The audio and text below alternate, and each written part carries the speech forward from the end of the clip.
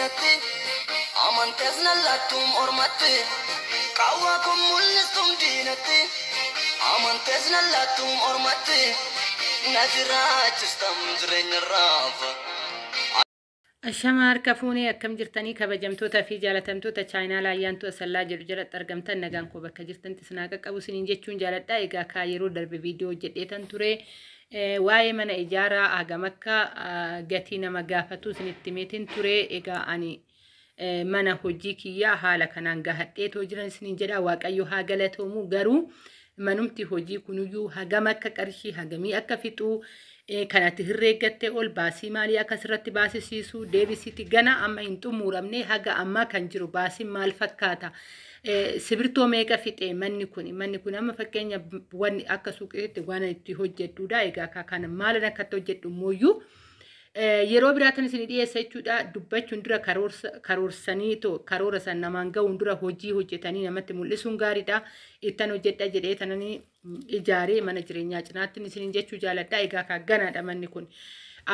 Haga ammaa garuu gatii hagamii akka nama gaafachaatu jiru yeroo kana yeroo halkan tokko ammuma tana halkanii miti ganama deemtee bittee guyyaatti dabilii lama walitti dabalamee faa yeroo dabalutu iyyuu jira jechuudha. Meeshaaleen biyya keessa jiranii baay'ee haayii ta'ee jira jechuudha. Dhugaa uummanni amma yeroo danazzazee jiru uummanni amma yeroo baay'ee haalli hundi itti ulfaatetoo jiruudha isin jechuu jaaladha. Dhugaa namni garuu mana ijaaruun hin dhaabbanne dhugaa dubbachuuf sababa manni guyyaa guyyaadhaan dabalaatoo deema ijaarsa. I don't know bicha akkamiin akka ta'e hin beeku. Wanti hunduu guddiidha. Namnis akkasumatti hojii isaa hojjechaatoo jira. Garuu immoo namni daglate ta'eetoo jira. Haa hojjetuu malee jireenyi daglate ta'ee jira. Wanti hundi daglate ta'eera. Egaa kaa viidiyoo kana like share gochuu hin dagatina. Warroonni maatii koo taatan haga ammaa turtiin afana gootan guddaa isaa galatoomadha. Ijaarsi manaa maal akka ta'e fakkeenyaaf ijaaranii bitachuu ijaaramaa bitachuu ofii ijaaruu wayyamu kan jedhullee hoo yeroon nagee asuma keessattan isinirratti dubbadha jechuudha. Egaa aga kanaanan jira.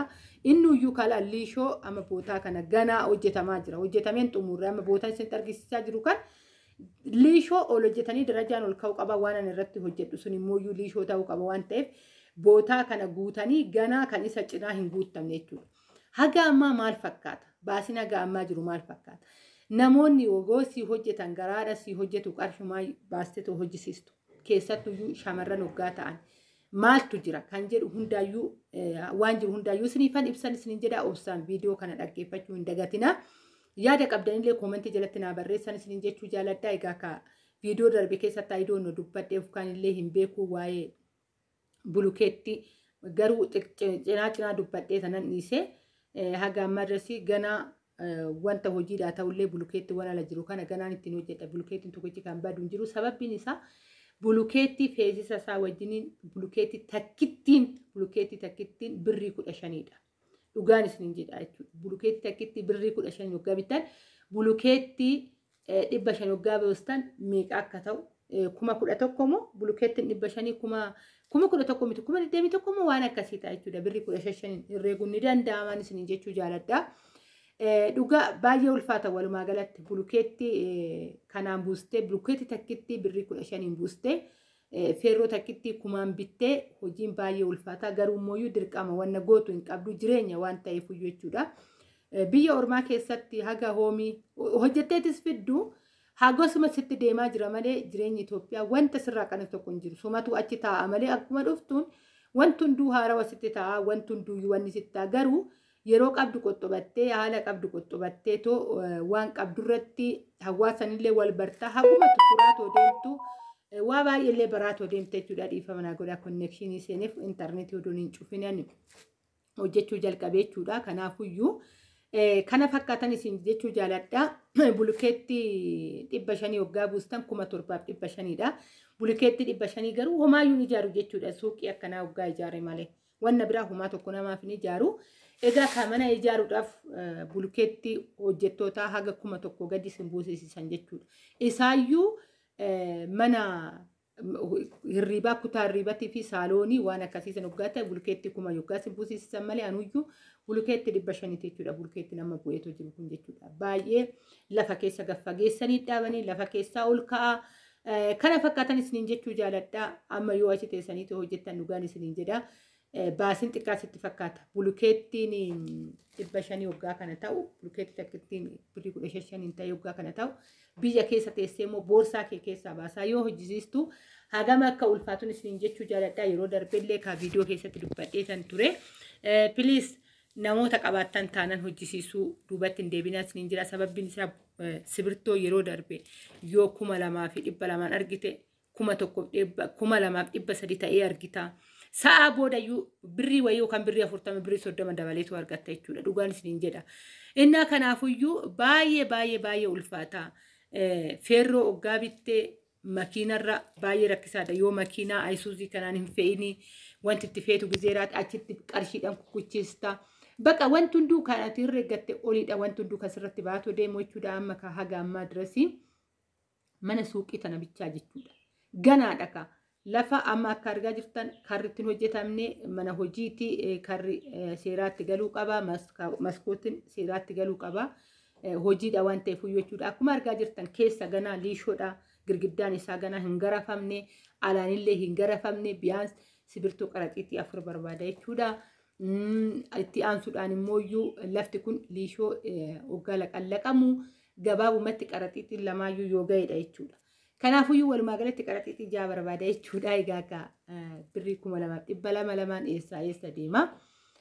Kana fakkaatan isiniin jechuu jaaladha. Haga ammaa garuu kanan mana kutaa takkittii tana jechuudha. Haga kuma ani hunda hin reekne wantoota xiqqaa osoo hin reekin kara 35 waan akkasiitti jechuudha. Olaalta waan baay'ee namatti fakkaatu jechuun birriin kun guddaa ta'eeti miti. Garuu yoo hin qabaatin baay'ee rakkisa. Dhugaan isiniin jedha. Garuu birriin tuni shunkurtiidhaa deemtee bittee baasuu hin dandeessa. Kanaanuyyuu akkuma viidiyoo duraa keessatti isinitti dubbadde maalinni isaa ashawaa ofii kiyyaa haree tanan dhugaa. Baay'ee ulfaata. Ashawaa haroo jechuun biyyee baachuu jechuudha. Ashawaan keessattuu biyyeedhaa ol ulfaata. Ashawaa ofii kiyyaa haree tan birrii qusadheetu jechuudha. Deebisiiti immoo hoggaan meeshaa bitu nama ergoo sun ta'in ofii kiyyaa deemee bitee tan san qaqannasee bishaan odoon hin reegin jechuudha. Bishaan dhugaa dubbachuuf sibirtoodha. Bishaan sirritti dhugaa. Bishaan sibirtoo paartii gartokkee tokkootiin jeerikaanii 4 waan akkasitti naqxaa. Osoon bishaan hin reegin, osoon tiraanispoortii ittiin feesisen hin reegin, osoon ashawaa ofii kiyyaa fidha. Kanniin waan xixiqqaa ta'e odoon hin reegin kara 35,000tidha. Kaanuwwan iyyuu kanan hin barreessine jechuudha. Sammuu koo keessatti kanan qabadhe malee. Amma immoo kanammoo ganaa haga kana hin barbaada jechuudha walumaa galatti. Manni kutaa takkittii tuni bichaan kara 65,000 yookaan kara 70,000 fixuu dandeessi. Hin beeku ayidoonno amma achi waan na barbaachisu hin beeku. Sababbiin isaa sarraatanyaan illee waggaa olu birrii 1,000 oola jechuudha. Tarii amma achi sarraatanyaa 2 oolchuu danda'a. Hin beeku. Sababbiin isaa sarraatanyaan amma yeroo kan hojiin baay'ee namni sibirtoo irraa kan ka'e feerroo irraa kan ka'e xiqqoo wanni ta'eetu jira. Gab jedheetu jira hojiin. Kanaafuyyuu dhugaa suuta jedhanii hojjetanii sirratti guyyaa lakkaawwatu jechuudha dhugaa. Kana fakkaatan isiniin jechuu jaaladha. Egaa kana hoggaan isinitti himu biyaansi isin sodaachisoo osoo hin ta'in biyya keessa jireenya biyya keessaa isin sodaachisoo osoo hin ta'in beektanitti deemuun gaariidha jechuudha. Sababbiin isaa yeroo sanani mana amma kana kutaa hirriibaa tokkoo fi saaloonii qaba manni kuni bareedina eega jechuudha. Guutumaan guutuutti liishoon laqallaqamee qalamiin dibamee waan akkasii ta'e koornisiin galee waan hundi bareedina eega. Achi taa'ee san hojjedhe waan ta'eef hoomuma tokko natti fakkaanne jechuudha. Manni kun guddaadha. Maskootii 2 qaba. Karri isaa mastaawotii kan maskootiin isaa mastaawotii ta'e hophaa tokko natti fakkaanne. Sababbiin isaa hojjedhee hojiirra jira. Kanan hojjedhuun erga. Garuu as taa'ee qarshii kiisii keessaa baasee hojjisiisuun saarbisii takkittii sana yookaan mana hojii kanatti irra caalaa natti ulfaate jechuudha. Maaliifan kan isiniin jechuu barbaade obboleewwan koo dhugaa tariiti nama tokko fayyaduu danda'a jechi kun. Viidiyoon kun nama tokko fayyaduu danda'a. Yeroo baay'ee nu irra deemna. Irra bichaadha. Yookaan waan xiqqishuu wayii dhaggeeffannee waan jiru xumurreen deemnu.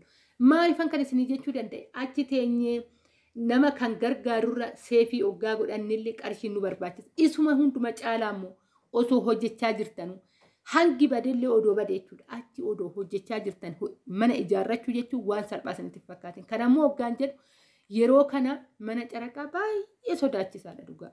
Baay'ee sodaachisaadha. Isarratti illee of eeggannoo godhaa. Ijoollee baay'een keessattuu karaa magaalaa gurguddaatti siqaniitoo jiran baay'ee sodaa guddaarra jiran. Bittan taanaan immoo information akka informationti kana isinii kennuu danda'u lafa bittan taanaan lafa gabaree bitaa. Lafti gabaree waastinaa qaba. Waastinaa qaba waggaa isin jedhu maal gabareen kaasaa qaba. Lafa gabaree hin shanama malee irratti isin hin diigamu.